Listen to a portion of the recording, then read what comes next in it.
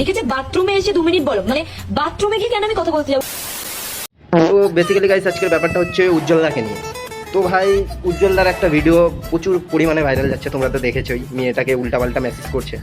তো ভাই মেয়েটার উদ্দেশ্যে আমি একটা কথাই বলবো, ভাই উজ্জ্বলদা যদি চাইতো ওর মতো তো হাজারো মেয়ের সাথে কথা বলতে পারতো, আর ওর মতো তো হাজারো মেয়ে পাতো। আর মেয়েটাকে বলছি আমি, মামনি বলছে তোমাকেই কেন টার্গেট করলি, তার মানে আগে কোনো ঘটনা হয়েছে তোমাদের সাথে, তাই জন্য তোমাকেই মেসেজটা করেছে। বলছি গাই সবাইকে একটা কথা, একটা ছেলে কোনোদিন ডাইরেক্ট একটা মেয়েকে নোংরা ভাষা জীবনে বলবে না যতদিন মেয়েটা লাই দেয়নি ভাই, তার মানে এর মধ্যে কোনো বিষয় আছে। कुछ समझे दया? हाँ सर, इसका मतलब है इसका मतलब है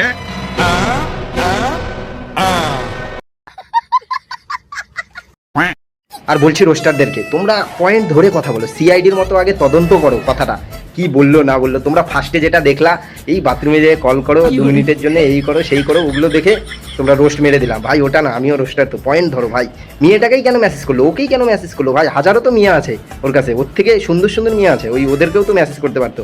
তার মানে গাইজ ব্যাপারটা বুঝছো, এদের মধ্যে মানে আগেও কিছু চলেছে। এর বাড়া এত কথা কওয়ার পরে ভাততালি বাজলো না, ভিডিও বন্ধ করছিলাম।